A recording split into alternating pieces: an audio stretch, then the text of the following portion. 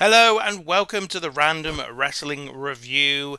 This is our local to global series, and today we have got the Super Summer Tag Team Extravaganza, the fifth annual Super Summer Tag Team Extravaganza. This is the history of this tournament all the way back to 1997. We're, of course, now in 2001.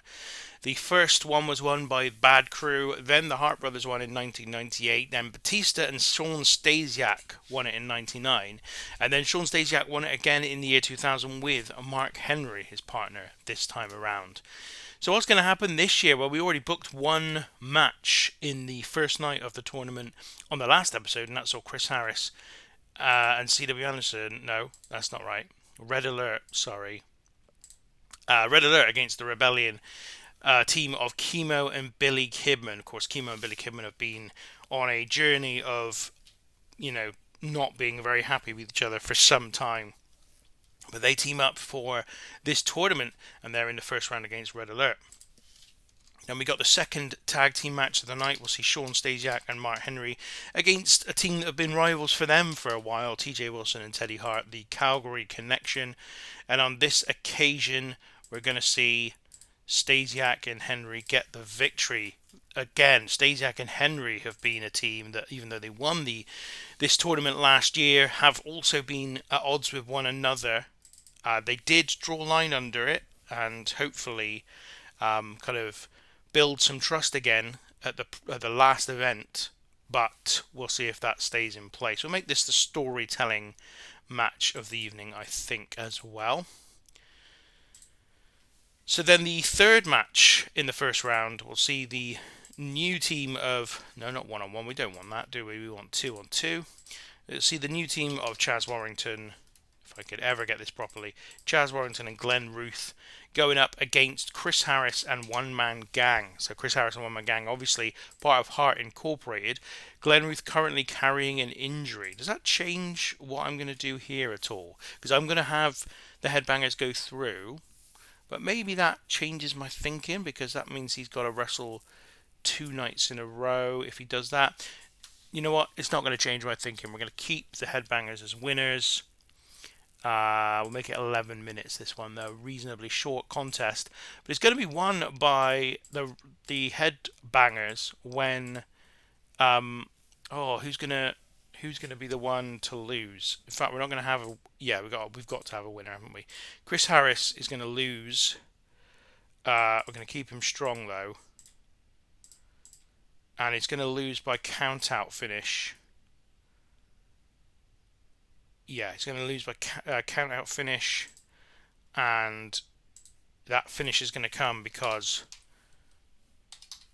Actually, let's do it the other way around. One Man Gang's going to be the one who loses this, because One Man Gang's going to be the one that is distracted by Batista. So Batista's going to come out and stand just up the walkway from the ring. He's going to distract One Man Gang and Chris Harris. And One Man Gang, as the legal man, is going to step outside the ring and go after Batista. And in the process, he's going to get counted out, which allows the Headbangers to take the victory here. Everybody's fine with that, though, and it's a little bit long for One Man Gang. I think that match might be pretty poor. I might even change the order a little bit here, because I don't think that'll be a particularly good match. Let's change those two around, shall we? And then we're not going to have the main event just yet. After that, Mark Henry goes back to the ring and argues with the referee about the... Not with Mark Henry. One Man Gang goes back to the ring and argues with the referee about their loss. Meanwhile, Dave Batista grabs a microphone at the end of the stage, and he tells One Man Gang and Chris Harris that... He tells them that he'll keep costing the matches until he faces One Man Gang again. So he wants a rematch with One Man Gang. One Man Gang kind of intimates, fine, let's have a rematch, and I can tell you we're going to book that for night 2 of this tournament. So that's going to be there. And then the main event, I may have to add something else here, because I got a feeling the show's going to run a little short. But the main event is going to be Ace Steel and Barry Buchanan against CM Punk and Phantasma. So Phantasma has obviously come together with Punk specially for this tournament. Meanwhile, the Rebellion team of Ace Steel and Barry Buchanan have also been at odds. The whole Rebellion has been a bit of a strange place for the last few months. And however, they are going to come together for this one and get the victory. I think we'll have Barry Buchanan defeat Phantasma. Open match. Well, we already did that. Pinfall finish. That's going to be the main event. Yes, we're not quite up to the 68 minutes that we require. I was concerned about this. Well, as that's the case, we're just up. I think we'll have up this to 14 minutes because they're not going to suffer from, stamina issues. Should we up this to... No, we got... I like to have the matches all a little bit different. I mean, we can put 1 more minute on this. One Man Gang's already going to struggle, but I think he'll be fine to do just that one more thing. I'm just going to look at what I've got planned for night 2 and see if there's anything that I can build off the back of that, or at least any angles I can build off the back of that. I mean, we could have this angle go just a couple of minutes longer. That's what we're going to do. Booking analysis. We've stretched out some things there a bit longer than I would like. I haven't really come up with a solution to the fact that this show only has 4 matches. When we first did the tournament, 4 matches felt like a real luxury, but now it feels a little bit light on the ground because of the amount of matches we tend to book. So yeah, that's a little bit of a problem.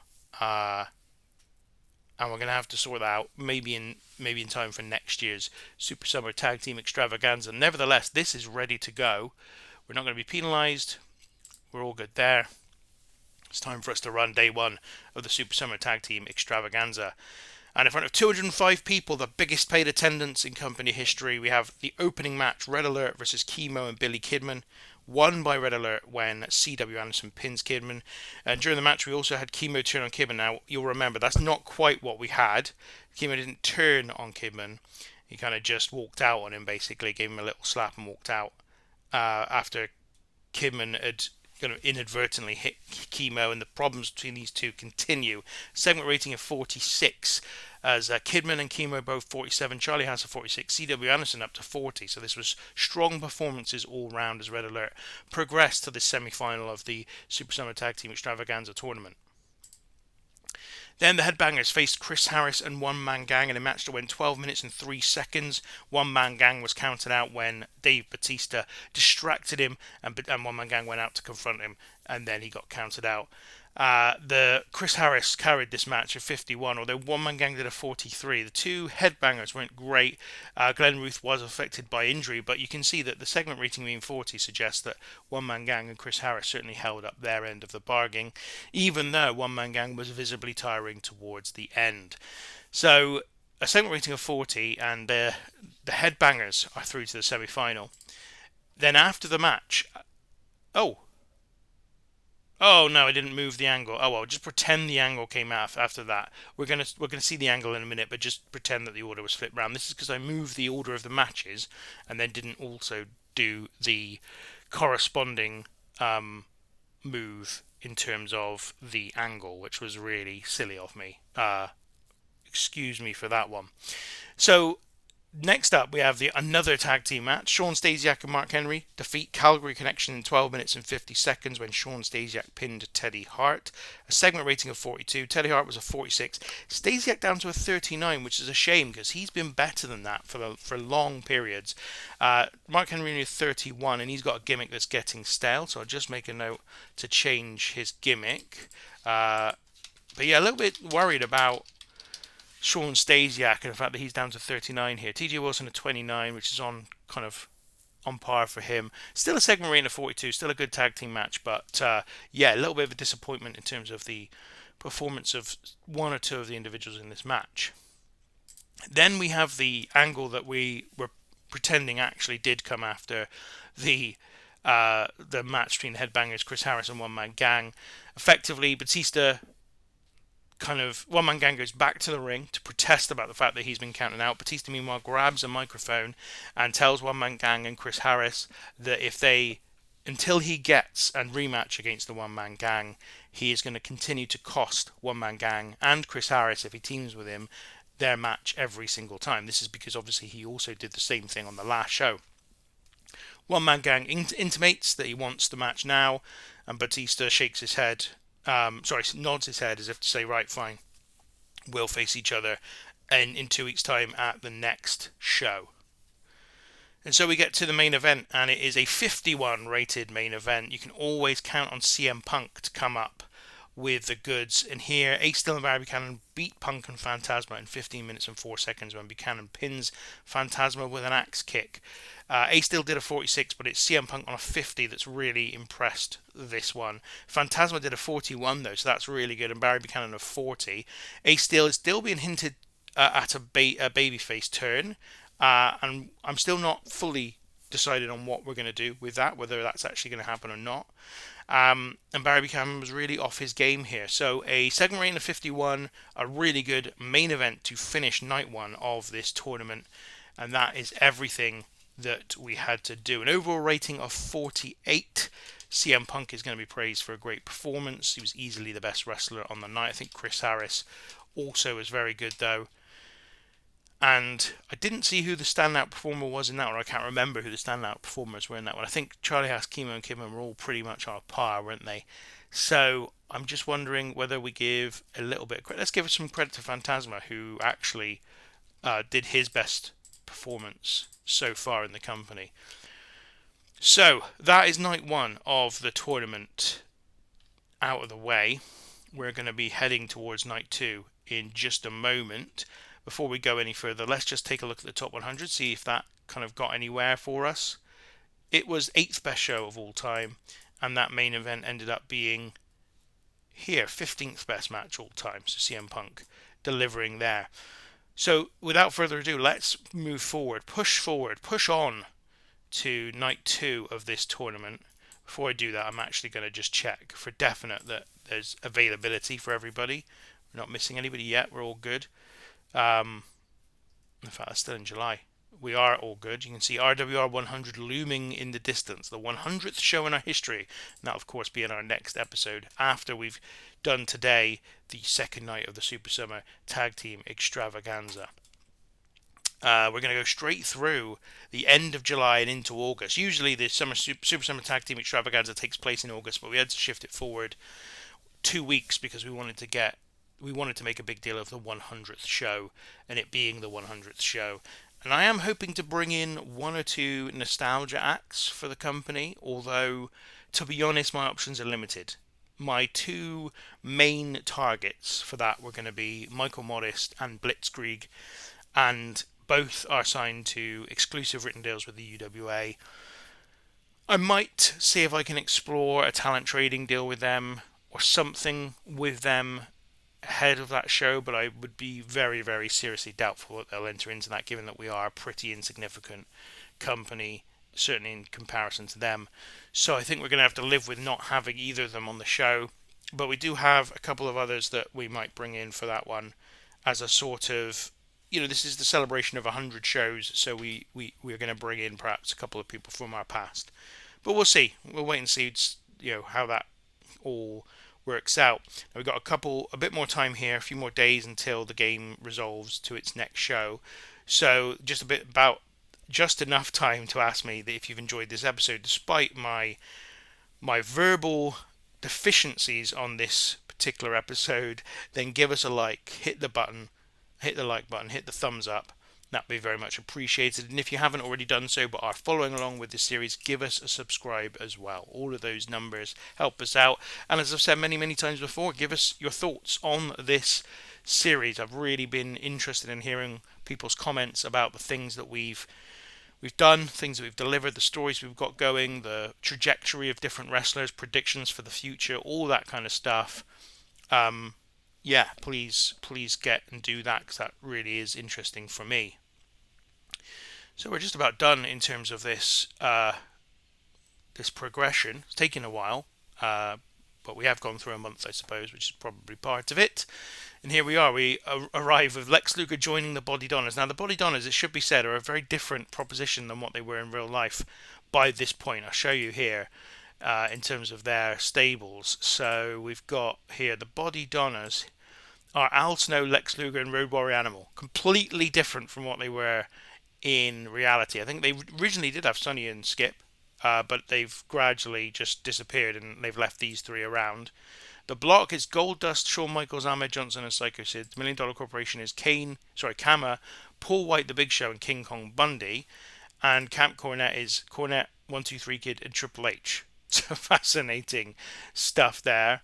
But yeah, the few new member for them. Steve Austin kicked out. He's been kicked out of the Body Donners. So Austin was previously part of the Body Donners.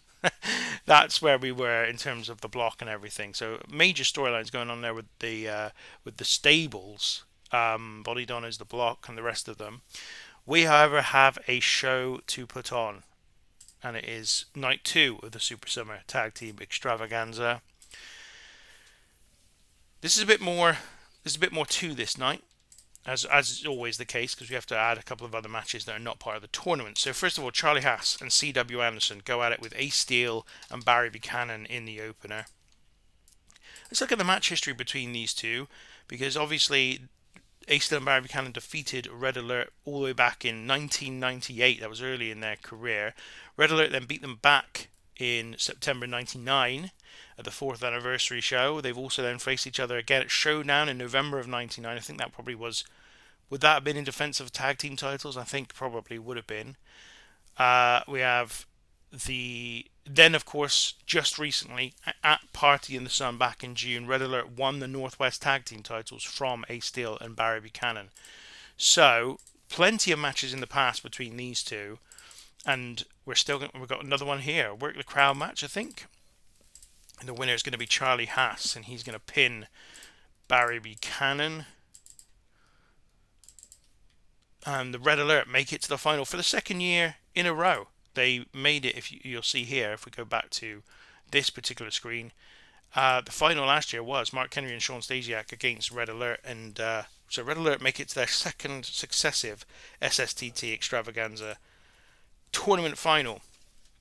Then the second semi-final is going to be Shawn Stasiak and Mark Henry against Glenn Ruth and Chaz Warrington. Headbangers go up against the team that they faced in their debut in the company back at Party in the Sun in June. However, this time the win is going to go to their opponents, with Mark Henry's going to pin, I think we'll have him pin Glenn Ruth. And which means we are repeating last year's final. Stasiak and Henry will take on Red Alert in the final for the second year in a row. So next up we have an angle, and it is CM Punk, who's not booked in a match tonight, and he is going to cut a promo on Ace Steel and also mention Chris Harris here. Because let's have a look at the rankings. Now, this is the rankings you'll understand from before this tournament kicked off, so there will be changes. But ultimately, Chris Harris is our champion. Ace Steel and Barry Buchanan, as part of the Rebellion, are bound to the agreement that Ace Steel did with Bruce Hart, which is to defer their title shots until such time as Chris Harris loses the bout, at which point they can then use their number one contendership to get a title shot immediately, therefore creating a kind of Money in the Banks type situation. Meanwhile, CM Punk is below those two, which means he is effectively the number one contender to the title. We've got below him Buddy Wayne on 8, Billy Kidman on 5, although as part of the Rebellion also deferring any title shots that should come whilst Harris is champion. Brock Lesnar, Mark Henry, Dave Bautista all on 4, TJ Wilson, Shawn Stasiak and C.W. Anderson on 3, Phantasm on 2, Glenn Ruth, Chaz Warrington, One Man Gang, Rex King, Teddy Hart and Chemo all on 1, Charlie Haas on 0. But the reason this is significant is that CM Punk is effectively the number one contender right now, and that's why CM Punk is cutting this promo. Punk tells the Rebellion to get ready to use their automatic title shot, because he's taking it from Harris at He's taking it from Harris at Random Wrestling Revue 100. RWR 100. Punk is laying down the gauntlet here. He is saying, get ready, Ace Steel, Barry Buchanan, Chemo, Billy Kidman, whoever. Get ready to take your automatic title shot because I am going to take the belt from Chris Harris at RWR 100. And this kind of confirms as well the main event of RWR 100, which will be Chris Harris defending the Northwest title against CM Punk. Pretty big match for a pretty big occasion. I think you'll all agree. So after this one, we're going to have old Brock Lesnar in the ring again. Currently absolutely mowing his way through this roster. I think he's going to get a 7-minute win here. So again, a slightly longer match, not open, but not dominant either. I think we'll just give him the decisive pinfall victory. Brock Lesnar has been on a tear, as you would imagine. Going back to those rankings, 4 singles matches, 4 wins. I mean, 4 matches. The only other match he's been in is the Battle Royal, and we don't count that as a loss. We do count it as a win for the person who wins, but we don't count it as a loss for anybody. So Brock Lesnar undefeated and on 4 points so far, and he's facing Phantasma, which will mean he'll go up to 5 wins with that one. Then we've got a trios match, which is going to see Chris Harris, Billy Kidman, and Chemo face a Buddy Wayne, TJ Wilson, and Teddy Hart. This is kind of one last continuation, I suppose, of Buddy Wayne and Billy Kidman's feud. We'll make this one go 13 minutes. And it's going to be a victory for Buddy Wayne. I think we're going to have Buddy Wayne win. Is that right? Just struggling to remember now what we were going to do here. I think we're going to have Buddy Wayne win, with the loser being Billy Kidman. And pinfall finish. And again, I think we'll have partner miscommunication finish. A finish that I've used a lot as of late. But this is all about Kidman and Chemo's continued descent and disillusion with one another. We'll make it storytelling as well, just to add to the sort of sense of, Kidman and Chemo and going through their issues. So, the semi-main is Dave Bautista against One Man Gang. The rematch between these two. Their last match was won by the One Man Gang, and this one is going to be won by Dave Bautista. We're not going to make it a particularly long match. Batista's going to get his win. I'll be honest, this story is petering out in a way that I'm not particularly happy with. One Man Gang's unhappy with that. Let's just keep him strong. I'm sure he'll be okay with this once we give him a few provisions. Yeah, he's fine. I'm not really happy with the way this feud is kind of petering out. It was always meant to be Batista and Jim Neidhart, and then Neidhart walked out, so we had to bring somebody in to replace him. One Man Gang came in, but One Man Gang's not performing the way he was, whatever it was, 2-3 years ago when we originally had him. He's not got as much stamina. He's just not as good in the ring. He's still reasonably popular, and that is helping his ratings, and meaning that I'm not in any hurry to move him out again. But the feud between these two is basically coming to an end prematurely, I think. I mean, I wouldn't say it's finished yet, but it's certainly, certainly on its last legs, and won't go to any kind of significant conclusion, I don't think, now, other than this match. So the final of the Super Summer Tag Team Extravaganza tournament is Red Alert versus Shawn Stasiak and Mark Henry. They are once again in the final against one another for the second year in a row. We're going to make this one go 15 minutes. We'll make it a slow build because obviously they've each had a match already today. And the winner is going to be Shawn Stasiak. Yes, Stasiak and Henry are going to repeat their victory from last year, and Shawn Stasiak's going to win this tournament 3 years in a row. That's how good he is in this tournament.